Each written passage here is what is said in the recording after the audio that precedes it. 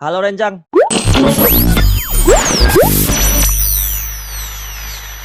Oke, balik lagi bareng gue Nizar. Di video kali ini sedikit berbeda nih. Kita via Zoom. Karena di video kali ini gue bakal ngobrol-ngobrol sama salah seorang kreator YouTube juga. Pastinya kalian udah tahu buat pecinta drifting, pecinta ya dunia-dunia fashion lah. Siapa lagi kalau bukan Ray dari North Beach Club. Oke, say hello dulu dong, Bro. Halo, tinggi nih. Gila. Jadi kali ini kita diundang sama orang Jogja ya? Ya, benar. Padahal gue kemarin ke Jogja. Sayang, aturan kita ketemu tuh. Sempat vakum beberapa bulan. Habis itu sekarang giat upload lagi, terus lebih ke drifting sih. Seneng drifting lagi. Tapi driftingnya beda nih. Iya. Kayak langsung loh. Iya, jadi kayak ya gue ngelihat ada pasar market drifting tuh ada beberapa kan, kayak tempat lo kan. Gue ngelihat kalau nggak salah nih tempat lo kan yang brand-brand gitu, lo dapat Nike, lo dapat Stussy. Terus gue gitu kalau di Jogja kan emang bisa dibilang lumayan sulit ya buat ngedapetin katanya nggak ada pasar ya? Iya, paling ya gue bisa ngambil marketnya ya ke bagian ya gue nyari barang yang kira-kira gue mix and match keren, terus mungkin nanti bisa gue custom atau gue apa-apain ya gitulah. Karena dari orang lah ya, lu doang yang benar, karena kalau gue nyari brand pun udah susah banget sekarang. Harganya apalagi sekarang tuh kalau di dunia lagi naik banget. Bahkan sekarang tuh yang marketnya kepengennya gue market di konten kan harusnya orang-orang yang nikmatin thrift ya. Benar. Tapi ini kalau dilihat orang-orang yang nggak tahu thrift tiba-tiba datang tuh bukan mau jadi use, jadi pengen bisnisnya. Jadi ibarat kita yang use-nya aja ngerasa aduh berat, banyak banget sekarang yang mau jadi penjual, cuman mereka juga nggak tahu, langsung aja instan lari ke pasar beli banyak, jadi udah saingannya udah banyak lah.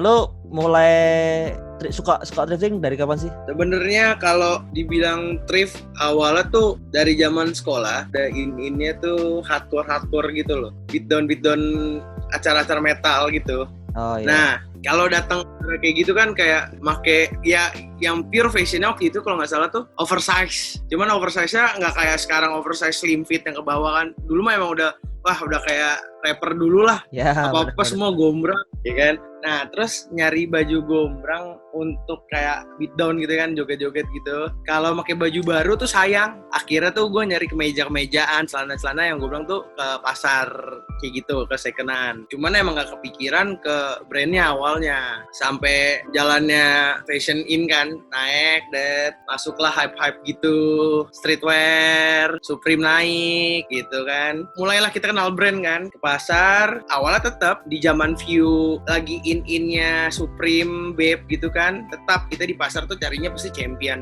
Stussy gitu kan. Lama-kelamaan fashion lebih naik lagi, orang-orang yang nggak bisa mungkin pakai beberapa barang streetwear yang mahal, mereka ngakalin di mix and match ke outfitnya, atau merek-merek kecil pun dipakai. Lama-lama ya merek-merek yang kecilnya ini kayak champion kayak gitu kan, Alice di bawah naik juga nih. Angkat. Semua naik dah, semua udah tahu brand, ditunjang sama pas 2000 berapa tuh Air Max Day, Stan Waters pun menang desainnya dia kan, salah satu thrifter lah, ditambah Billie Eilish pakai thrift, artis-artis sekarang thrift semua tuh naik lah. Terus gue langsung kepikiran buat kontenin aja, karena untuk bersaing, kasarnya bersaing sih ya di dunia konten ya, kita bahas konten, semua orang nge-review sepatu, pasti sepatunya mahal lah, view gede tuh pasti sepatu yang mahal, sepatu yang rare, yang gue mungkin nggak bisa dapetin sepatu mahal, nggak bisa dapetin sepatu rare, nggak ada channel, nggak ada link, ya bingung. Kita review kayak sepatu-sepatu biasa aja pasti orang nggak terlalu tertarik, kita cari yang beda. Kira lagi in-innya itu, gue cobalah buat konten sekali ke pasar. Ternyata marketnya ada, jadi banyak view-nya, lumayan. Orang awalnya juga belum ngerti, dan sampai sekarang pun mungkin orang nggak ngerti, karena pribadi gue kan ada toko nih, baru bangun toko juga. Ternyata market yang datang ke gue tuh dia nggak tahu itu barang second gitu, taunya baru. Lama-kelamaan tuh juga naik. Guanya sendiri yang awalnya niatnya kita pengen bikin konten ngeracunin ditemenin orang-orang banyak gitu kan, malah bingung saking culture-nya masuk tiba-tiba, cuman pemikiran orang nggak semuanya bisa nangkep. Kalau dari awal mula emang nggak sengaja iseng buat coba jadi yang beda, untungnya diterima sama masyarakat. Berarti lu mulai nge-thrifting ke pasar, terus nyari-nyari baju-baju bekas gitu. Pas ada konten.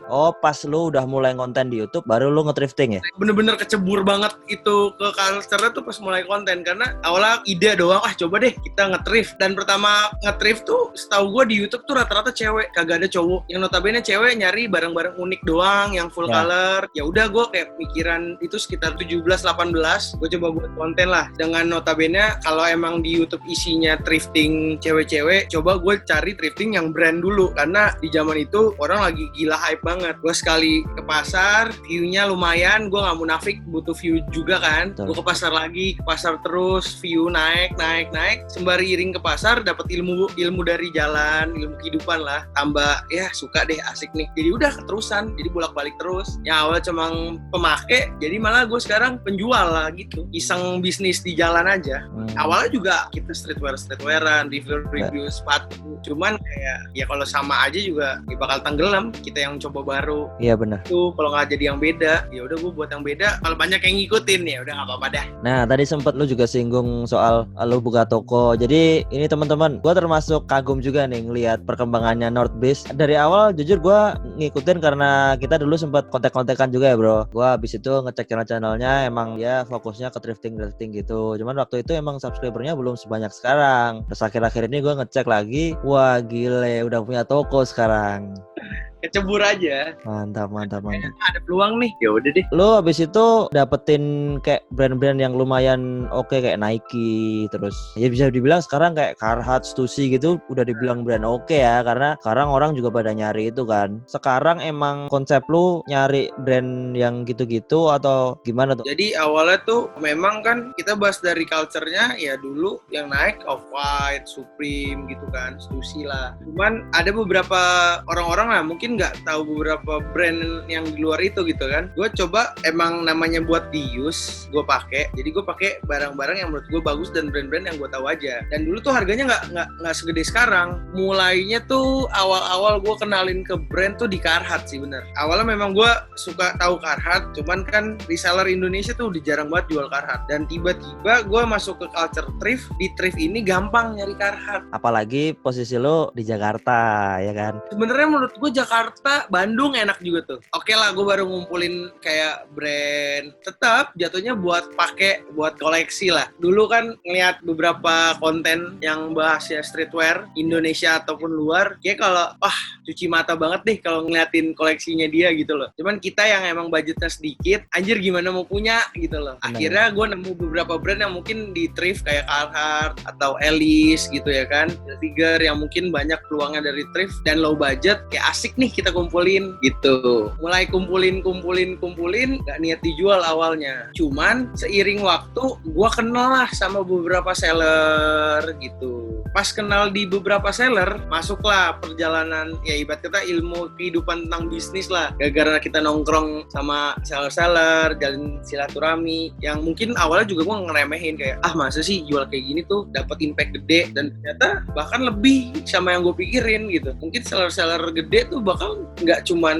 buat biaya hidup ya, buat nafkahin keluarganya tuh lebih dari cukup. Nah di situ tuh peluang gue coba deh, ditambah beberapa penonton gue nge-DM atau kontak kayak bang sini gue bayarin deh barang lu yang ini, barang lu yang itu. Ditambah lagi ya adalah peluang masuk lagi, coba deh. Yaudah keterusan enak. Jadi yang awalnya niatnya gue ngelihat peluang untuk muterin barang aja, kayak gue udah bosen nih barang koleksian gue ini, coba deh jual ntar beli yang lain. Lama-lama udahlah bisnisin aja. Nggak munafik juga, memang pasti pengen juga ngeliat peluang lebih ya. Sama sih bro, gue juga kayak misalnya kalau lagi thrifting gitu, tahu ada barang bagus, barang ini pengennya tuh kayak pengen dibayarin ya. Yang size gue doang, yang size dimuat di gue doang. Lama-lama tuh kayak berawal dari temen, gue nitip dong kalau cari nemu size kecil, yaudah beliin.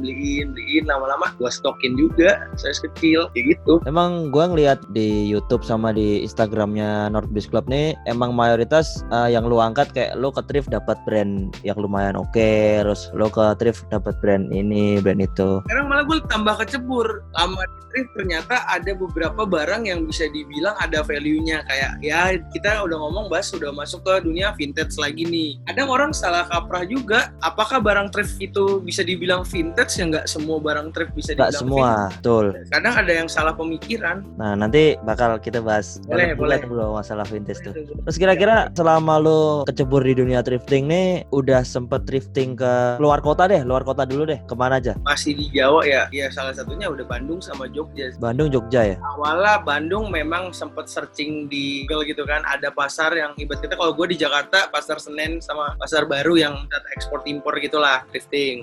Barang-barang second. Nah gue search di Bandung, di Pulau Jawa ternyata di Bandung yang ada. Jakarta Bandung sih lebih sering. Pas akhir tahun itu gue bilang gue ke Jogja dan ternyata di Jogja sebenarnya nggak ada pasarnya. Cuman emang gue ya biar kenal sama seller-seller sana, sekalian gue liburan sama keluarga kan. Ya udah sehari nongkrong lah sama seller sana. Pengen katanya Bali juga ada, apalagi daerah-daerah Sumatera. Di Jakarta biasanya kalau yang pasar ya, kalau pasar ada mana aja sih bro? Di Jakarta tuh kalau misalkan kita bahas pasar bener-bener pasar induk ya, itu ada pasar Senen sama pasar baru. Cuman ada beberapa spot di Jakarta yang memang ada kayak lapaknya gitu. Ada di daerah Kebayoran, sebelah stasiun gitu, pinggiran gitu ada. Dan ada juga di Jakarta yang kayak dia jatuhnya tempat nongkrong, tapi di atas pasar gitu. Pasar ada namanya Pasar Santa. Ibarat kata itu pasar hobi deh. Gue nggak bisa bilang itu pasar thrifting, cuman memang di situ banyak yang culture-nya thrift. Cuman selain thrift juga ada kayak pasar hobi mungkin skate atau memang kayak yang cari kolektor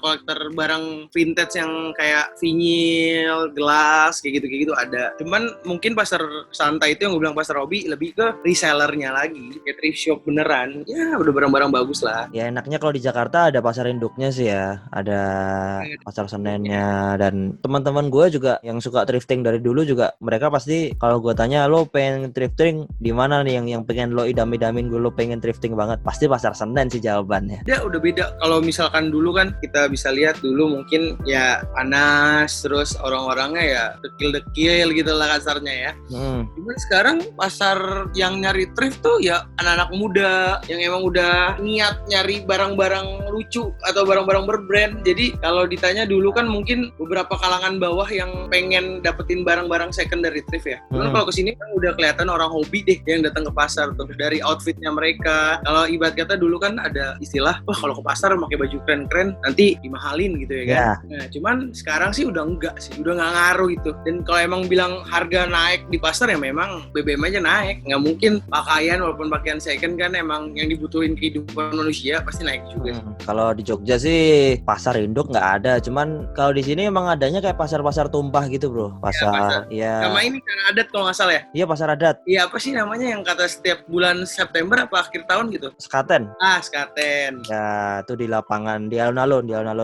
Iya. Betul, benar. Gue gitu betul Sekaten, cuman katanya kelewatan gua. Sekaten emang ya isinya emang thrifting sih. Cuman apa aja ya katanya? Ya kayak dia tuh kayak ada wahana-wahana gitu, kayak pasar malam gitu, terus yang di pinggir-pinggir gitu ada kayak kios-kios. Iya. Tenda-tenda thrifting gitu. Oh iya. Gue pernah deh, tapi sebelum jauh di luar konten ya, ke Batam. Jadi gue pernah ke Batam ke saudara iseng. Ada di Batam juga bagus-bagus katanya barang-barangnya. Sempat dengar sih katanya karena apa istilahnya buat pemberhentian kapal juga kan. Impor tuh udah keluar masuk itu dari Batam lah. Katanya banyak sih barang-barang bagus juga di sana. Bro, gue lihat North Beach Club nih juga sekarang udah kayak apa istilahnya ngeluarin produk sendiri nih, kayak ngeluarin Mercedes atau gimana tuh? Jadi awalnya iseng, sebenarnya membuat teman-teman dekat gue aja. Terus ternyata ada beberapa yang pengen dari viewers atau impact dari teman-teman subscriber gitu kan. Cuman baru gue iseng post cek ombak sih. Belum untuk gue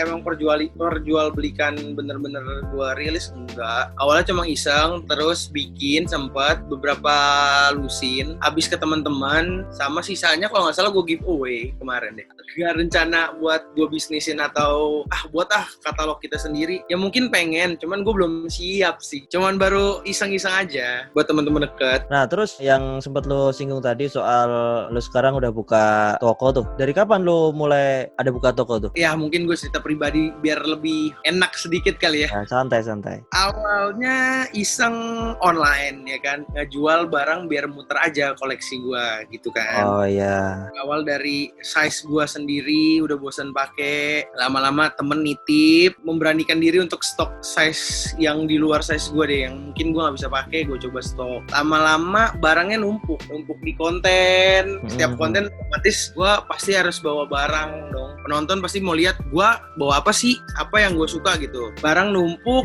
gue buat online, sempet nggak laku. Akhirnya gue nongkrong ketemu beberapa temen seller, ngobrol, ikut event. Nah dari ikut event tuh gue ngerasa, wah ternyata kalau emang gue seriusin, emang awalnya kan iseng, kalau diseriusin bisa ada impact lah. Walaupun emang awalnya kecil, gue makin buka online deh. Sebenarnya gue nggak langsung ke toko tuh, sempet nyewa satu kosan buat taruh barang, buat di online aja. Lama kelamaan gue pas tahun ini bulan-bulan Januari gue coba untuk buka iseng yang kecil tuh. Gue nyari ruko kecil gitu kayak per bulan. Ternyata ada impact lebih, kayak banyak loh yang mau ternyata. Karena ada pemikiran orang yang gue males ke pasar, cuman gue maunya udah dapat berbrand gitu. Jadi nggak masalah walaupun gue lebihin dikit-dikit harganya. Dari situ 2 bulan gue jalan di ruko kecil, alhamdulillah dapat pemasukan lebih tuh. Akhirnya jalan 2 bulan gue coba memberanikan diri untuk buka yang lebih gede sih. Sampai sekarang baru jalan sebulan tuh kalau nggak salah. Oke, jadi yang di toko